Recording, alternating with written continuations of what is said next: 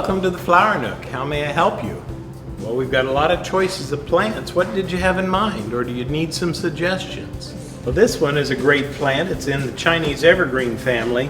Great low-light plant, easy care, will last for a long time in very minimal conditions. So that might be an option.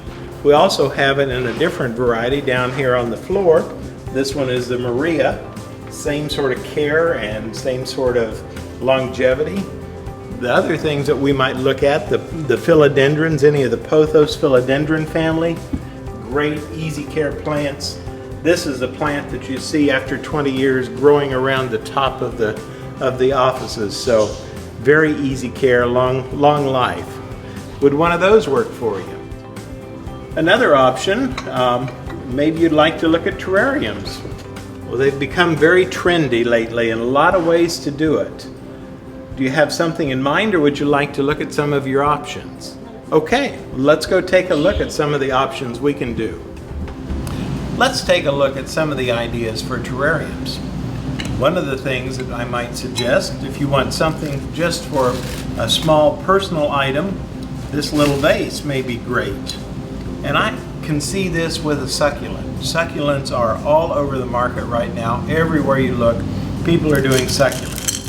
So what I'd do to start a terrarium would be I'd choose some sort of material. In this case, because I'm putting a succulent in, I'm going to want something that makes me think of the desert. So I'm going to put some rock in the bottom, because when you go into the desert, that's what you see, is all sorts of rock. So I'm going to put a little bit of rock down in the bottom. I might go ahead and then add a little layer of sand. And when you're doing terrariums, you want to be aware that you really don't have any drainage in them. So you want to be able to build in some drainage. In this case, we've got rock, and now we're going to put some sand on top of that. And just shake that, that'll settle through. So that'll give us a little drain, a sink at the bottom of it, if you will. One thing that I like to do, I like to take a little bit of sheet moss. I've got some over here to the side. Let me grab a second. And I have wetted this so that it is very easy to mold, to form. I'm going to go ahead and put that down into the container, and I'm going to press it down. Now I'm going to take a little bit of dirt, and I'm going to put a little layer of dirt up on top of that. Take your fingers, if you're doing this at home, take your fingers and kind of make a center, if you will. I've got some great little succulents here. Let's kind of look at those and see which one speaks to me. I think I like this one. So we'll give this one, just tap it out of its and that's what happens with a succulent. They're very dry. So as I have tried to tap it out, it fell apart.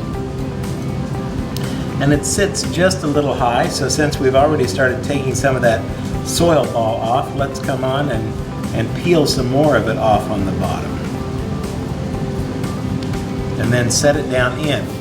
Now the trick with succulents, especially, really with any of the plants, with the succulents, is to be able to get the material in to fill underneath without pouring it directly on the plant itself. If you get it on the plant itself, it gets to be kind of tricky. So I'm going to take my fingers, use them as a little bit of a shield to the side, and pour my sand.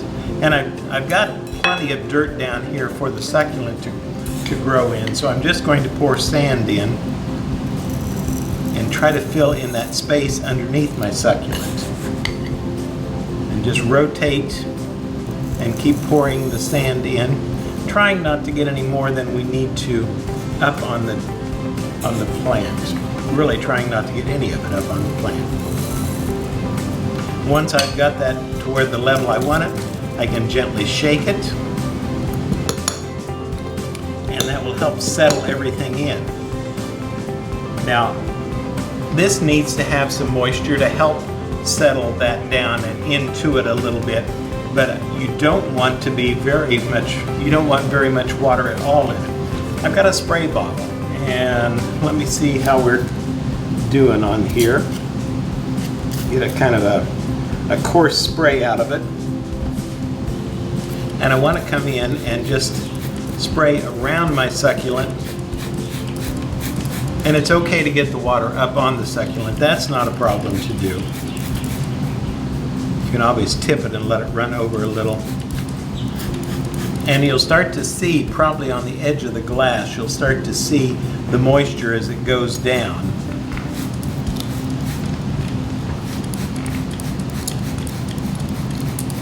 So we're just going to do this and spray it a little bit, stop and kind of look at it, see what we think about it. I think that we've got a good start here. So I don't think I really want to do any more moisture on the plant itself. So here we are. We can pop the lid on, and we've got a great little gift for desktop, would work well on a side table, might work well if you wanted to put it in a window.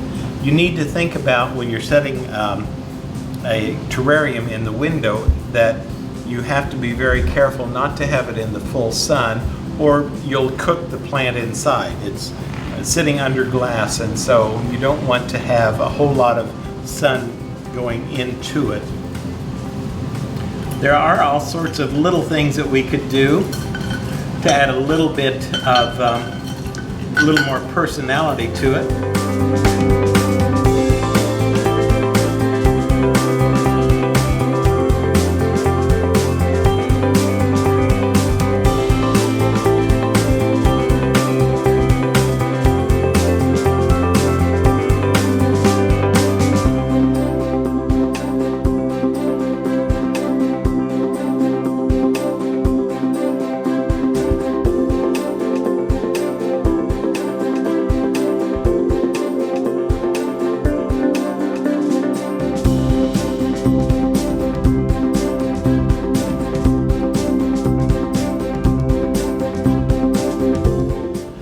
Well, let's think about doing this about as simply as we can. And that's where we look again to the Tillandsia, the air plants. They're great, they're all over the market right now as well.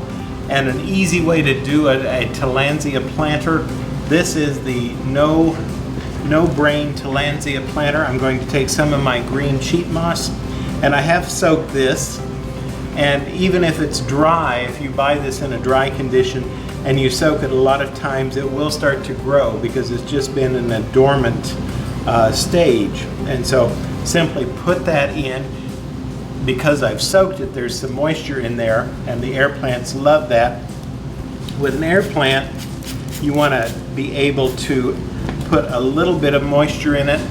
Loose like this, it's very easy to care for. You simply can take this out, put it in a bit of water, a container with some water, and let it soak for maybe 10-15 minutes, then pull it out and we'll put it back in. And all we're going to do is just put this air plant in here and put it underneath the dome.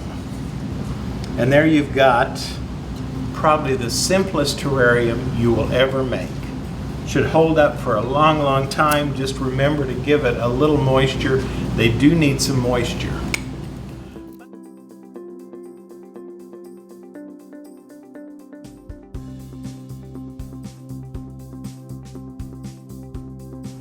Let's move on and look at something more traditional in a terrarium.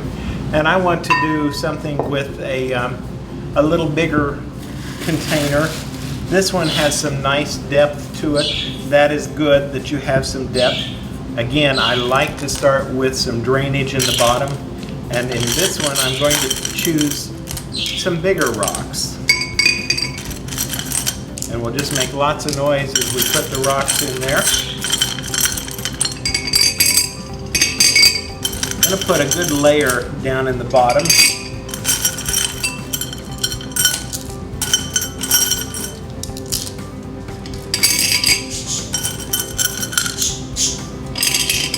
So we've kind of filled the foot of this container, if you will.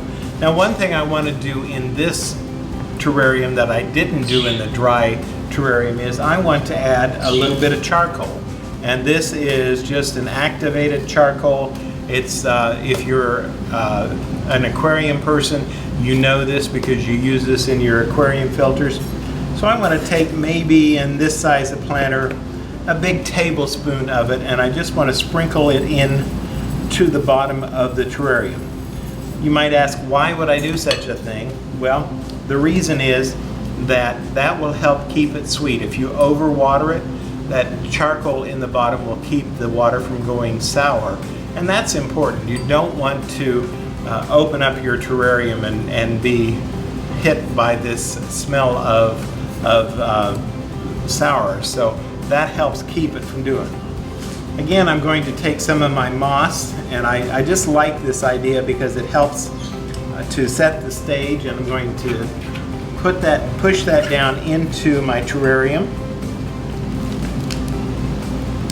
Kind of look at your piece and decide the shape you need. And if you don't get it right the first time, just tear part of it off and start over. It's very easy to do. There's no right or wrong with that, really. And now let's come and look at a little bit of dirt. I'm not going to add sand because I've got the rock for drainage underneath, and I don't think I really need sand in this case. So I'm going to put a little layer of dirt, of potting soil, and I like to use the potting soils that they have on the market now that have all of the wetting agents in it. They will hold water well, and they also have about 6 months worth of fertilizer.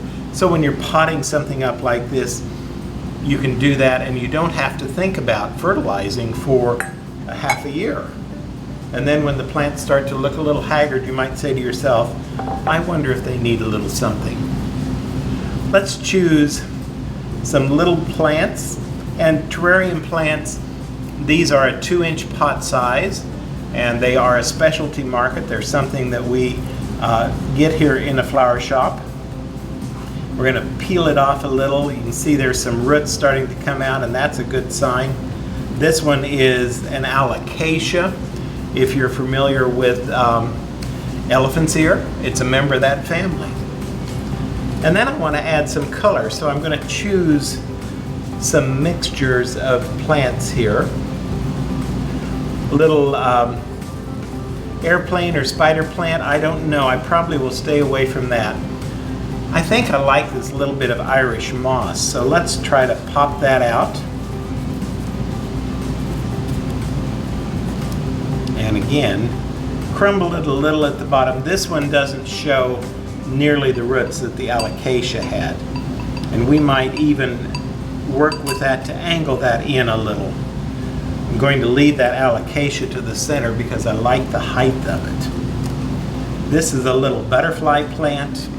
Officially Nephthydus, I believe, although they may have changed the name on that. Botanists love doing that. They love to change the name after you get where everyone knows what something is, and they change the name so you have to start over again. Here's a little nerve plant.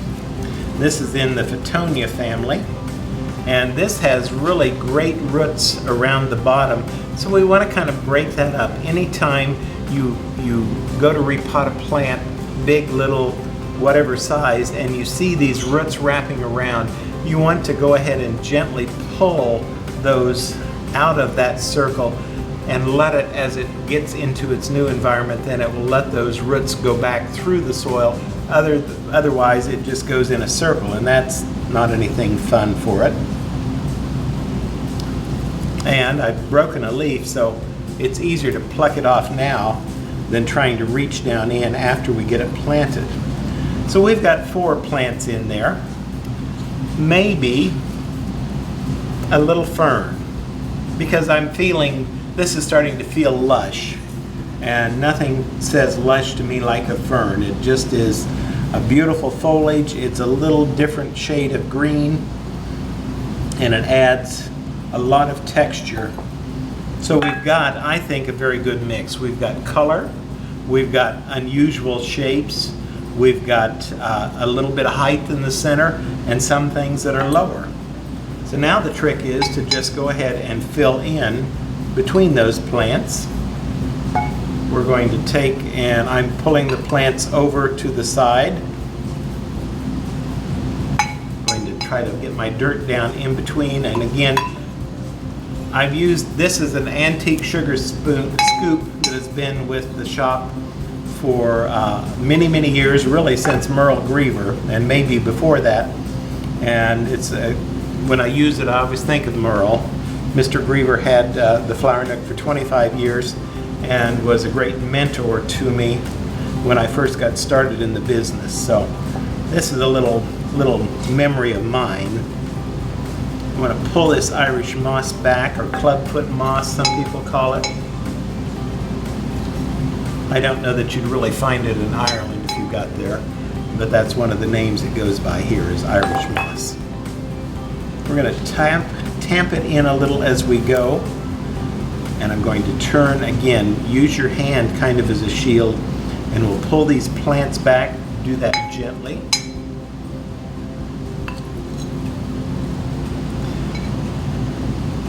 One of the tricks to this, when you do these, sometimes it's a little tricky to get the water right, and it really is easier to do less than have them too wet and have to try to dry them out. So as we do this, I may just do a little bit of water, and then in the morning I would look at it, and like I showed you on the cactus, the succulent, then you can see on the side where the water line is, and then kind of decide, do I need to put more in, or does that work? If you see it sitting down here in the rocks, you have overwatered. So that can be a real issue, so don't do that. Like I said, in this case, it's easier to underwater and add a little moisture as you go. So let's take, I think we've got it pretty well seated in there, and we'll take our spray bottle and spray down and in. And this gets a little messy. There just is no way around it. It will be messy, a messy part of the process. But we want to moisten this pretty well, more so than we did in the other one.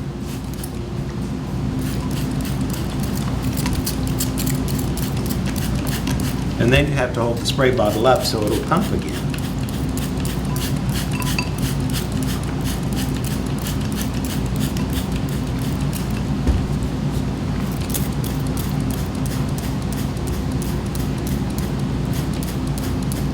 So I've got where there's spots where there's a little water standing on top, and I think that's okay for now because it will absorb into this potting soil very easily. The potting soil that I have is fairly dry, and so I think it will absorb into that very readily.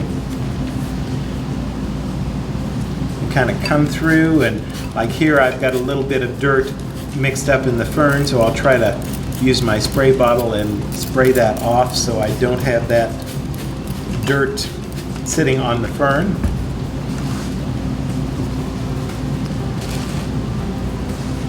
And at this point, we can start to see a little moisture making its way down. I still think that probably the best plan is to not overwater it tonight. Check it tomorrow and see what it looks like in the morning. Now I want to come back in because I don't really like the look of just dirt on top. So I'm going to come in with a little bit of this green moss that we started with on the bottom.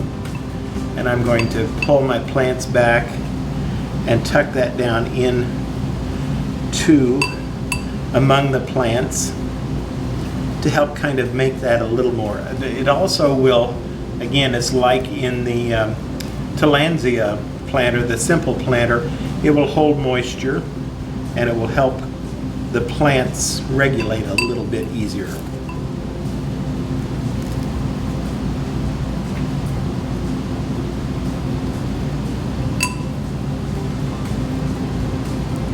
We are with the fall, we will have, and I believe it starts with the first Friday in October, we will be having a terrarium bar set up in the store, and as you start to come back into the houses, fall's coming on pretty strong, and so as you start to come back into the house, it's time to look at the house and decide what it is that you need. This is a great way to bring a little bit of life back into the house. Come in and we'll have all sorts of containers, we'll have plants, we'll have all things for you to pick out and choose. Now back to, I said I like to add a little bit of personality to it. So I have this little faux snail, which I think is kind of a cute little bit, and I think I'm just going to sit him here to the side and make him look like he's trying to munch on that Irish moss. Let's take one last look, and there will be moisture on the sides. We're not going to worry about that. You know, you might take, as this dries down and you've got it where you think the moisture is balanced in it, you might take a paper towel and wipe it on the inside to clean that glass on the inside. And then I think it's ready to put the lid on and let it go. Take a look the next day, and if it needs a little bit more moisture, do it. I think that's really what I have to present today, and I thank you for having taken the time to watch. Hopefully I've taught you a trick or two and inspired you to go green this fall. I'm Wayne DeBey, the Flower Nook in Salina, Kansas.